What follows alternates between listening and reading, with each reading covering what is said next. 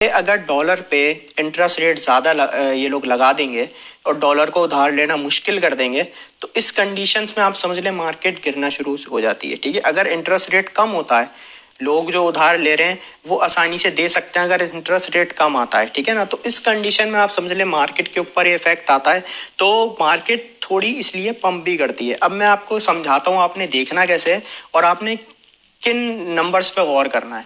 आपने आना है investing.com वेबसाइट पे। ठीक है, यहाँ पे आपने इकोनॉमिक कैलेंडर के ऊपर आ जाना है। जैसे ही आप इस पे क्लिक करेंगे तो यहाँ पे आपको इस तरह से दिखाई देगा।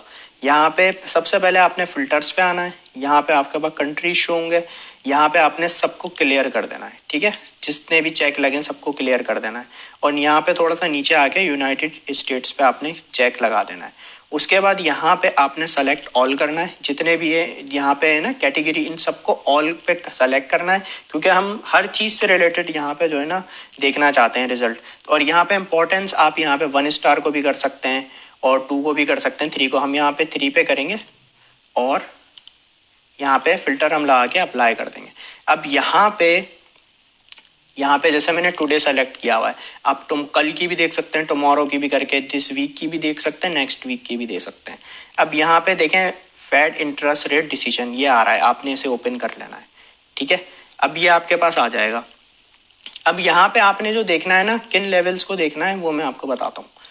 देखें, अगर हम यहाँ पे बात करें प्रीवियस तो था हमारा 4.5 था। ठीक है, यानी पिछली बार जो इंटरेस्ट रेट हाइक हुआ था 50 बेसिस पॉइंट हुआ था। ठीक है, अब यहाँ पे मार्केट जो एक्सपेक्ट कर रही है वो 25 बेसिस पॉइंट जो है ना एक्सपेक्ट कर रही है कि भाई मार्केट में इस बार ये 25 बेसिस पॉइंट हाइक होगा। अगर तो ये 25 बेसिस पॉइंट हाइक होता है, ठीक है ना, यानी फॉरकास्ट जो किया जा रहा है 4.75, अगर यही आता है तो इसमें पॉसिबिलिटी है कि भाई मार्केट यहाँ पे एक थोड़ा सा एक अपवर्ड मूव ले जाए, यानी मार्केट थोड़ा पंप करना स्टार्ट हो जाए। ठीक है, लेकिन अगर यहाँ पे 50 बेसिस पॉइंट हाइक हो जाते हैं, यानी कि इंटरेस्ट रेट थोड़ा बढ़ा दिया जाता है, 50 बेसिस पॉइंट कर दिए जाते हैं, तो हो सकता है मार्केट यहाँ पे थोड़ा साइड वेव ले और थोड़ा नीचे भी गिरे।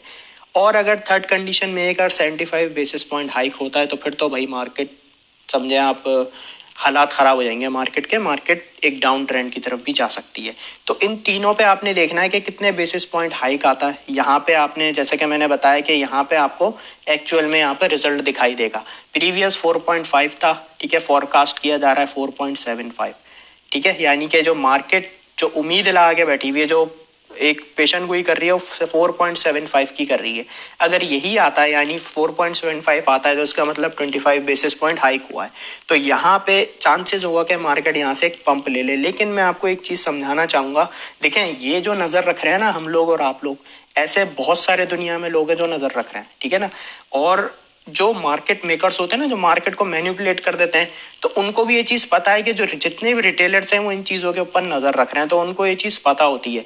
तो यहाँ पे हमें क्या करना है, हमें जो है ना इस जोन में ट्रेड नहीं करनी है। हो सकता है भाई 25 बेसिस पॉइंट हाइक हो, अब उस चीज़ को लोग ये देखेंगे भाई इंटरेस्ट रेट बहुत कम बढ़ा है, हम लोग लॉन्ग की पोजीशन ओपन कर लेते हैं क्योंकि मार्केट यहाँ से ऊपर जाने वाली है। तो यहाँ पे ये भी हो सकता है कि मार्केट को मैनिपुलेट भी कर दिया जाए कि भाई इंटरेस्ट रेट तो कम आ गया, लेकिन लोगों ने ये सोच के ज़्यादा लॉन्ग खोल दिए और लॉन्ग वालों को मार्केट गिरा के लिक्विडेट कर दिया और उसके बाद वापस से मार्केट पंप कर दी। तो इस टाइप की कंडीशन से भी आपने अलर्ट रहना और इसमें हैरान नहीं होना अगर मार्केट के अंदर कोई ऐसा मूव आ जाता है। ठीक है ना, तो आपने इस चीज़ पे अलर्ट रह के चलना है और इस पे आप डेमो ट्रेडिंग करें। अगर आपको ये चीज़ थोड़ी सी डिफिकल्ट लग रही है ना, तो आपने डेमो ट्रेडिंग करनी है, ट्रेड्स नहीं लेनी इन जोन के अंदर।